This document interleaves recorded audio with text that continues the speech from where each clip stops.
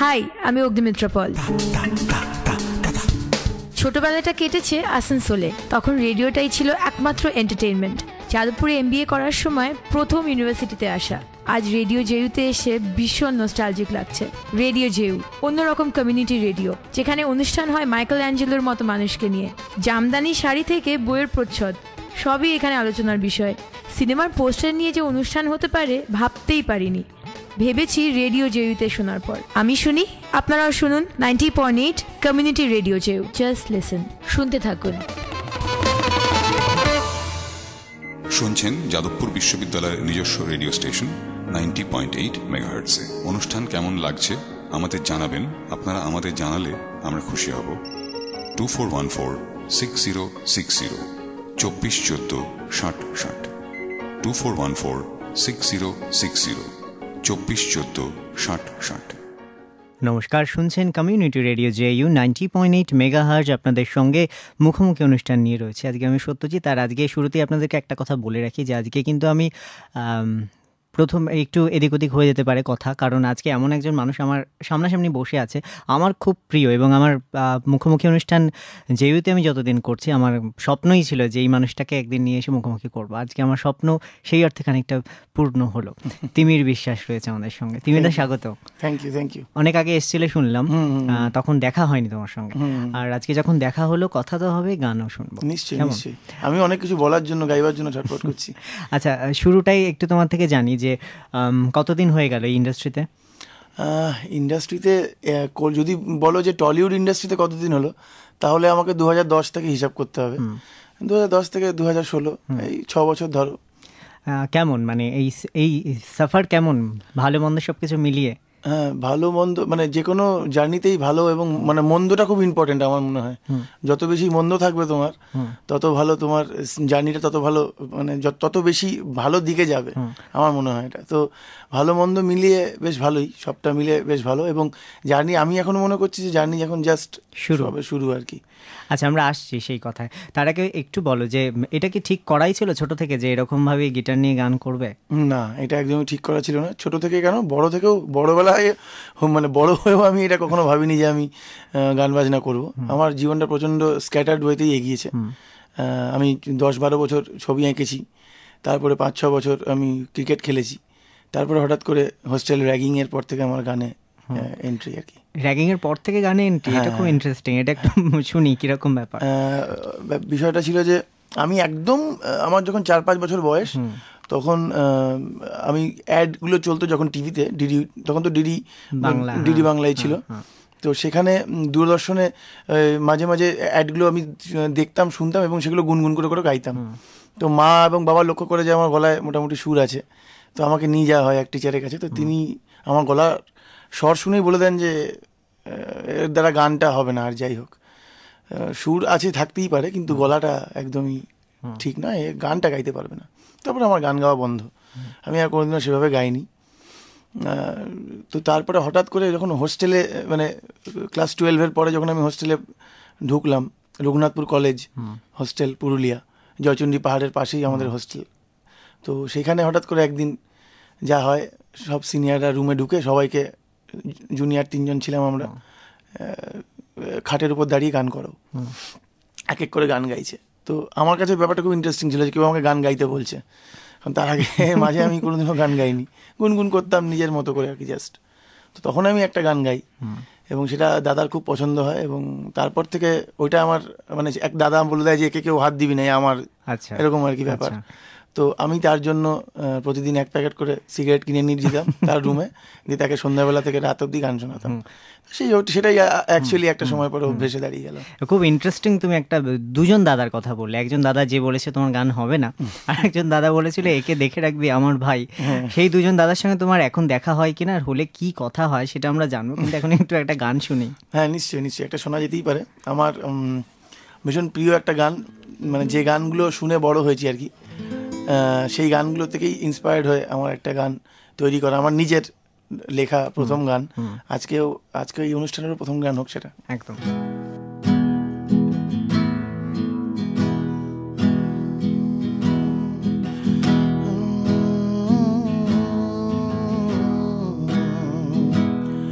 আজও মন তোমাকে খুঁজে যায়,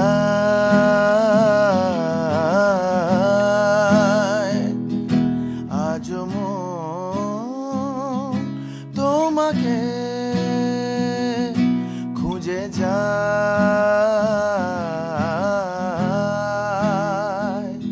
ঝরা দিন বয়ে যায় আবেশে,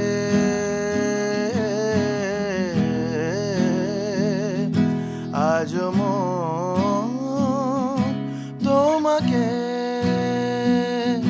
খুঁজে যায়।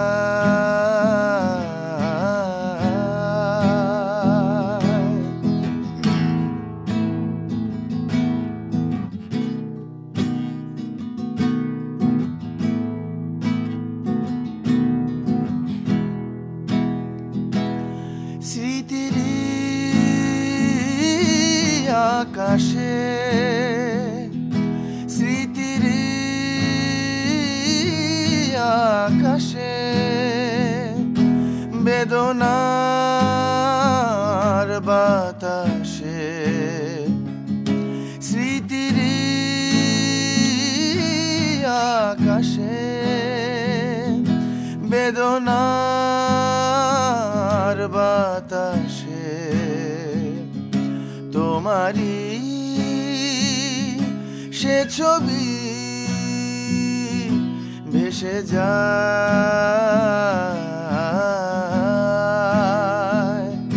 তোমারি সে ছবি ভেসে যায়,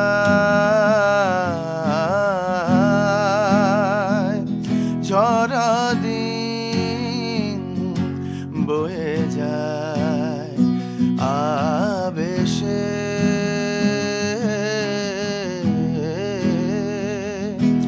আজও মন তোমাকে খুঁজে যায়।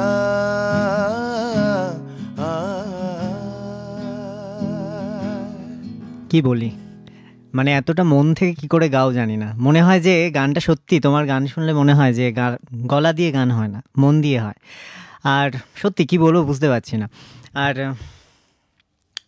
কখনো কি আক্ষেপ হয় কোনো ব্যাপারে যে তিমির 2010 থেকে মোটামুটি গান করছো, প্লেব্যাক করছো, কখনো কি আক্ষেপ হয় এটা ভেবে যে তুমি যেইভাবে কাজ করছো তার থেকে আরও অনেক বেশি কাজ করা উচিত, বা তার থেকে অনেক বেশি আরও পরিচিতি পাওয়া উচিত ছিল তিমিরের, মনে হয়?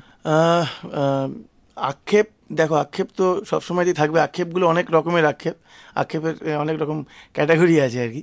তো এই একটা কথা বলতেই হয় যে যারা আমাদের টলিউড ইন্ডাস্ট্রিতে বা আমি ভারতবর্ষের গান বাজনার সিনারিওটা যা রয়েছে, আমার মনে হয় না যে সবাই খুব একটা মনের ইচ্ছে মতো কাজ করতে পারছে সব সময়তে। তো সেদিকে একটা আক্ষেপ থেকেই যায়। আর আক্ষেপ তো দেখো, বেশি কাজ করতে কে না চায়, সবাই চাইবে যে আমার আরও অনেক রকমের কাজ হোক, সেদিকে একটা আক্ষেপ তো আছে যে আমি চাই যে আরও অনেক রকমের কাজ করি, সেই একটা আক্ষেপ রয়েছে। আক্ষেপ রয়েছে আরও ভালো গান কেন, মানে আমার যতটা, আমার নিজেকে যতটা আমি অ্যানালাইসিস করি, আমার মনে হয় যে আমি আরও অনেক বেটার গাইতে পারতাম বা আরও অনেক ভালো করতে পারতাম এই কয়েকদিনের মধ্যে, যেটা আমাকে আরও করতে হবে। তো সেই দিক থেকে একটা আক্ষেপ রয়েছে। হ্যাঁ, আরেকটা সবসময় থেকে যায় যে আমরা যেরকম পরিবেশে বড় হই, ভারতবর্ষের সিনারিওটা মিউজিকের এরকমই জায়গায় রয়েছে যে এখানে মিউজিক করে পেট চলবে এই ব্যাপারটা খুব একটা প্রচলিত নয়। যারা একটা জায়গায় ঘষে মেজে একটা জায়গায় পৌঁছচ্ছে তারাই কিন্তু তারপরে তাদের জীবনটা স্মুথ হচ্ছে। কিন্তু সবসময়তে মফস্বল বা একদম মেন সিটিগুলোর বাইরে যারা গান বাজনা করছে, প্রচুর ট্যালেন্ট রয়েছে যেখানে তারা মানে আমাদের চেয়েও অনেক ভালো ভালো ট্যালেন্ট আমরা নিজের চোখের সামনে চারপাশে অনেক দেখি কলকাতার বাইরে। তো কি হয়, পরিবেশের জন্য বা সিস্টেমের জন্য তাদের সিস্টেমে এটা নেই যে গান বাজনা করে সংসার চালানো যায়। তো আক্ষেপ তো রয়েছেই, দেখো আক্ষেপ তাদেরও রয়েছে। তো সুতরাং আমি আমার এই একটা আক্ষেপ এই দিক থেকেই রয়েছে যে আমি যেরকমভাবে নিজে কাজ করতে চাই, যে কাজগুলো আমি সবার সামনে আনতে চাই, সেটা যদি আমি প্রথম থেকেই শুরু করতাম তাহলে হয়তো আমি না খেয়ে মরে যেতাম। তো সেই আক্ষেপটা তো রয়েছেই। তো সেক্ষেত্রে কী হচ্ছে, একটু নিজেকে লালন পালন করে গুছিয়ে তারপরে আমার সেই পছন্দের জায়গাগুলোকে পাশে ধরে রাখতে হচ্ছে, যে জন্য আমার ফকিরা ব্যান্ডটাকে করা। এবং সেখানে আমি আমার যে প্রকাশ সেটা ওখানে আমি ওইখানেই সেটা পাওয়া যাবে আর কি। সবসময় আমার ইচ্ছে, আমার সব কিছু সেখানেই রয়েছে। তো সব ভালো মন্দ মিলিয়ে ভালোই চলছে, ভালোই এক্সপিরিয়েন্সটা, খারাপ না। ফকিরার কথায় আসছি আমি। তার আগে একটু জিজ্ঞেস করবো যে প্রথম প্লেব্যাক কি 033?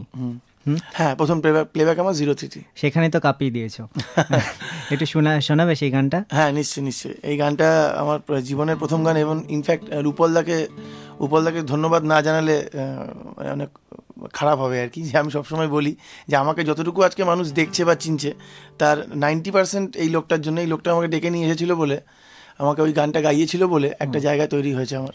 আমিও একটা ধন্যবাদ জানাবো তাকে, ভাগ্যিস এনেছিল।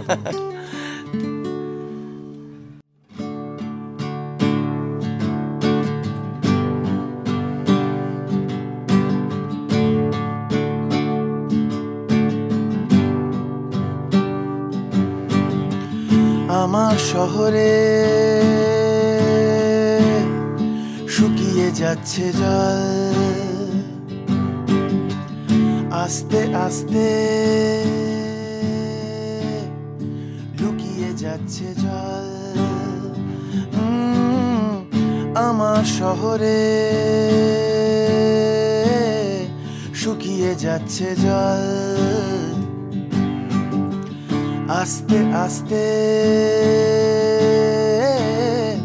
লুকিয়ে যাচ্ছে জল। ফুরিয়ে আসছে স্নান করবার দিন,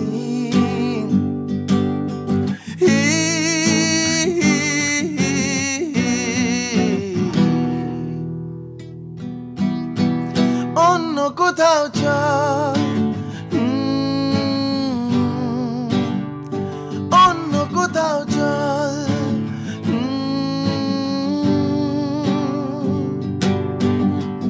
কাঠ ফাটা হাসি উপহার কি রঙিন, এলো শেষমেশ সেলোফেন মোড়া দিন। কাঠ ফাটা হাসি উপহার কি রঙিন, এলো শেষমেশ সেলোফেন মোড়া দিন। চেনা অজুহাত বাহানা কেনার ছল, আমার শহরে শুকিয়ে যাচ্ছে জল।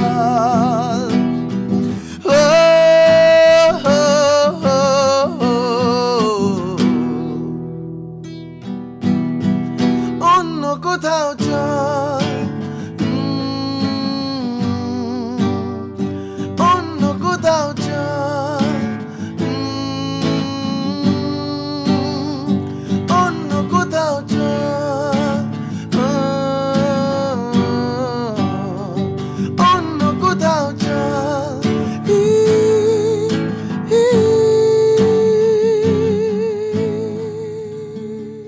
থাকুক এই রেশটা, আর অন্য কোথাও যাচ্ছে না, যাচ্ছে একটা বিরতিতে, ফিরে আসছি এক্ষুনি। যদি এক মুঠো কলি না ফুটত, এক রাশ ফুল দেখে এক ঝাঁক অলি কি জুটত, আমার এখানে থাকা, কথা দিয়ে ছবি আঁকা, অলি নেই কলি নেই লাগতো, যদি 90.8 মেগাহার্টজ রেডিও জেইউ না থাকতো। আমি দেবাশিস বসু, রেডিও জেইউর শ্রবণ সঙ্গী, কমিউনিটি রেডিও জেইউ 90.8 মেগাহার্টজ। নামটির মধ্যে একটা ওজন রয়েছে, শুভ বোধের ওজন স্তর ঠিক রাখবে বলেই, যাতে সব বয়সের সবাই প্রাণ খুলে নিঃশ্বাস নিতে পারে, বিশ্বাস পেতে পারে। নিয়মিত শুনুন community radio, radio JU 90.8 megahertz. এই কমিউনিটি রেডিওতে আপনিও আসতে পারেন সময় পেলেই। রেডিও জেইউ অর্থাৎ কমিউনিটি রেডিও 90.8 মেগাহার্টজ আমি শুনি, আপনারাও শোনেন তো? শুনছেন যাদবপুর বিশ্ববিদ্যালয়ের নিজস্ব রেডিও স্টেশন 90.8 মেগাহার্টজে। অনুষ্ঠান কেমন লাগছে আমাদের জানাবেন। আপনারা আমাদের জানালে আমরা খুশি হব। 2414-6060 2414 6060 2414-6060 2414 6060। ফিরে এলাম বিরতির পর, শুনছেন কমিউনিটি রেডিও JU 90.8 মেগাহার্জ। আপনাদের সঙ্গে মুখোমুখি অনুষ্ঠান নিয়ে রয়েছে আমি সত্যজিৎ, আর আমার সঙ্গে রয়েছে আগে তিমির বিশ্বাস। তিমি, তো তোমার আমার টাইটেল ট্যাগ। হ্যাঁ, বিশ্বাস। আমি অ্যাটলিস্ট এইটুকু পেয়েছি তোমার। না, আমাদের একটা, আমি এইটুকু বলতেই পারি যে আমাদের একটা বড় দল আছে, বিশ্বাস দিয়ে। আচ্ছা, এবার একটু বলো, তোমার আর একটা দল আছে ফকিরা, সেটার সঙ্গে মানে আলাপটা কিভাবে বা কিভাবে গড়ে তুললে সেটা একটু যদি বলো। আমার একদম প্রথম ব্যান্ডের কথা বলতেই হয় যখন ফকিরার কথা আসে। মিউজিক স্ট্রিট বলে আমার একটা দল ছিল। তো সেখানে আমি অনেক দিন ধরেই যে গানটা আমি প্রথম শোনালাম সেটা মিউজিক স্ট্রিটের গান। তো সেখানে সেরকম একটা অন্য ধরনের সেমি ক্লাসিক্যাল ওরিয়েন্টেড গান বাজনা হতো, মানে কাইন্ড অফ ফুজন যে সাউন্ডটা করে সেরকম একটা সাউন্ড ছিল আমাদের। তো যেটা হয় আর কি, মফস্বলের দলগুলোতে এভাবেই ভেঙে যায়। আমাদের আর্থিক অবস্থা বা সামাজিক পরিকাঠামো এমন একটা জায়গায় থাকে যে সবাই সেই লড়াইটা এগিয়ে নিয়ে যেতে পারে না। তো আমাদের মধ্যে এখনও সম্পর্ক আছে সবার মধ্যে, কিন্তু সবাই মিউজিকটাই আর কন্টিনিউ করতে পারেনি। তো সেটা ভেঙে যাওয়ার পরে যখন মিউজিক স্ট্রিট যখন বন্ধ হয়, আমি বলবো ভেঙে যাওয়াটা বলবো না, যখন বন্ধ হয়, কাজ করা বন্ধ করে, তখন আমার একটা জায়গা দরকার ছিল যেখানে আমি নিজের মতো করে নিজেকে খুঁজে পাবো। আর যে ধরনের গান মিউজিক স্ট্রিটে করতাম সেই ধরনের গান আমি আর মিউজিক স্ট্রিট ছাড়া অন্য কোথাও করতে পারবো না।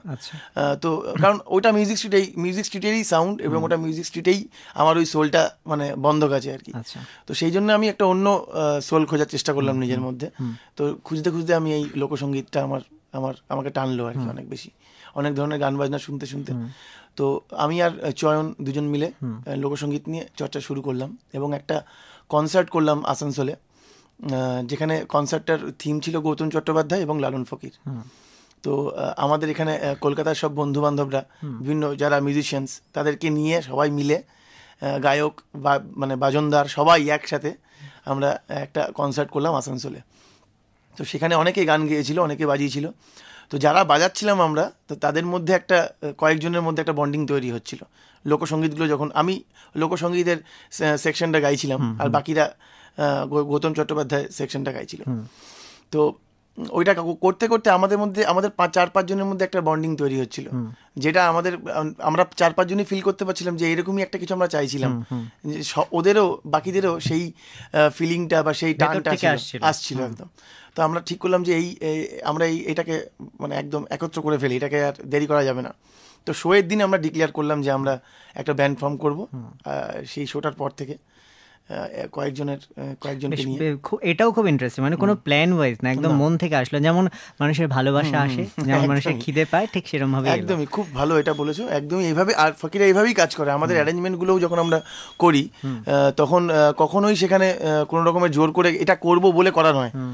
আমাদের কোনো গান পছন্দ হলে সেই গানটা নিয়ে আমরা এমনি রিহার্সালে বসে ইনস্ট্রুমেন্টস নিয়ে আড্ডা মারতে শুরু করি, যেটা বেরোয় সেটাকে। আর তোমার কাছে আমার রিকোয়েস্ট, এরকমই থেকো একদম। একটা ফোক কিছু শোনাবে? হ্যাঁ, নিশ্চয়ই শোনানো যেতেই পারে। যে গানটা জন্য মানে ফকিরা ফর্ম করেছে আর কি, আমাদের লোকগানের প্রতি ইন্টারেস্ট বেড়েছে, সেই গানটা আমাদের অ্যালবাম ইতর্পণারও প্রথম গান। তো সেই গানটাই হোক।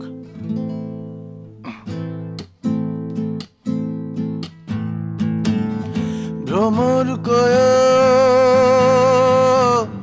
গিয়া শ্রীকৃষ্ণ বিচ্ছেদের অনলে, অঙ্গ যায় জ্বলিয়া রে ভ্রমর কয় গিয়া,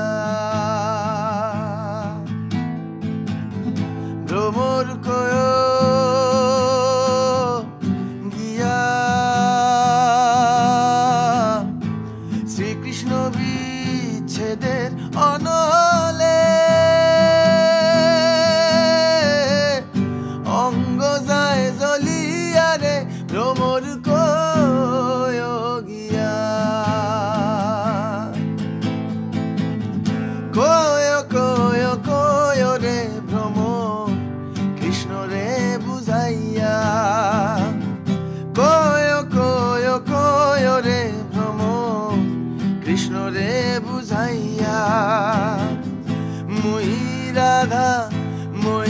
জামুরে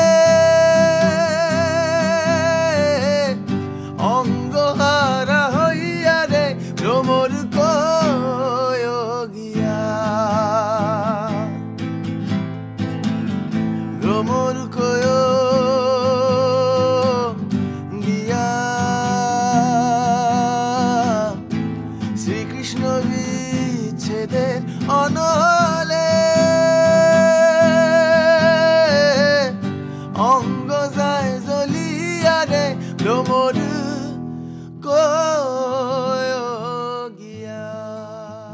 কিয়া বাত। আচ্ছা, এরপর একটা একটু অন্যরকম প্রশ্ন করি। হ্যাঁ, আচ্ছা ধরো তিমির প্লেব্যাক করছে, আবার তিমির ফকিরাতেও গাইছে, একসাথেই বললে গাইছে। কখনো ধরো এরকম হলো যে তুমি এখন প্রচুর কাজ করছো, সামনে আমরা প্রায় শেষের দিকে এসছি, শুনবো সেটা, তিমির সবাইকে ছাপিয়ে চলে গেল, মানে একা তিমির, সেখানে কি ফকিরের সঙ্গে কখনো একটা বিবাদ বাঁধতে পারে?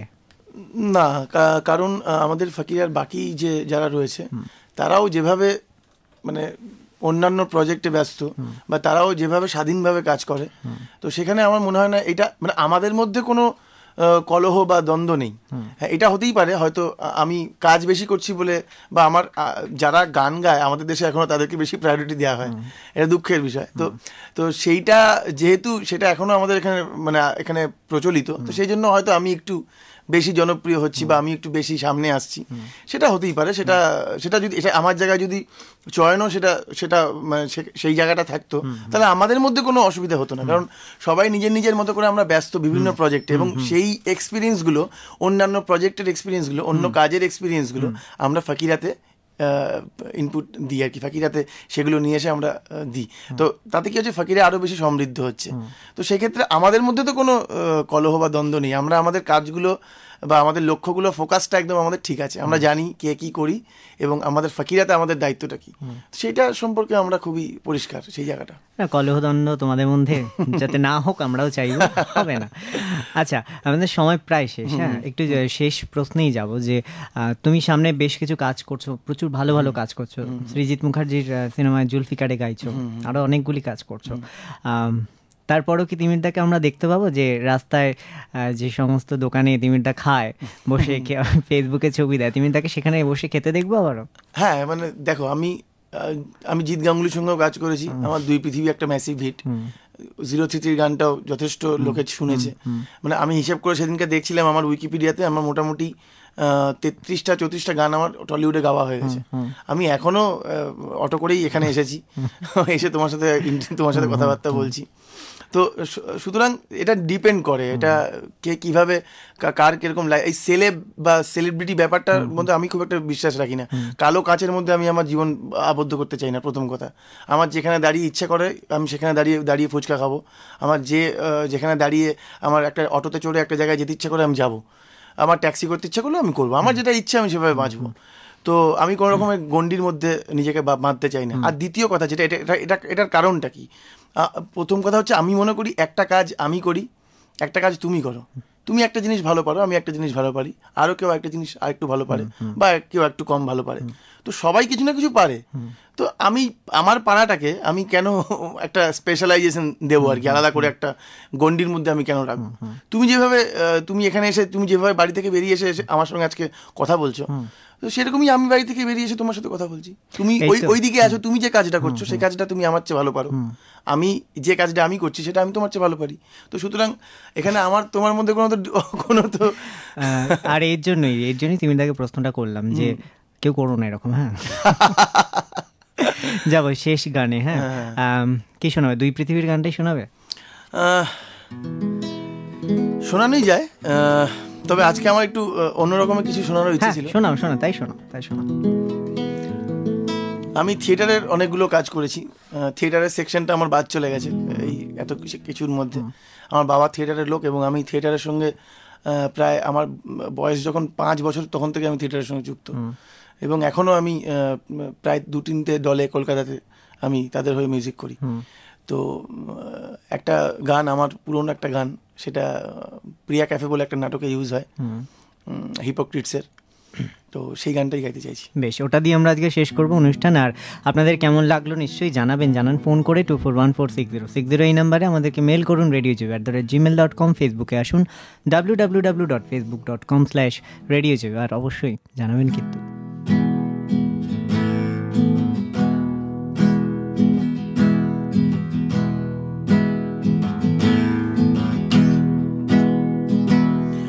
চল আজ জল দিয়ে মাছ আঁকি, চল আজ ফুটো ছাদ চাঁদ ভাবি, চল আজ গলাম মেশাদ সে কি, চল আজ ধুলো হাতে রং চাখি, হোক আজ লুকোচুরি চোর খিদে, খুঁজে নিক আজ মন আলেয়াতে, হোক আজ লুকোচুরি চোর খিদে, খুঁজে নিক আজ মন আলেয়াতে। চল আজ জল দিয়ে মাছ আঁকি, চল আজ ফুটো ছাদে চাঁদ ভাবি।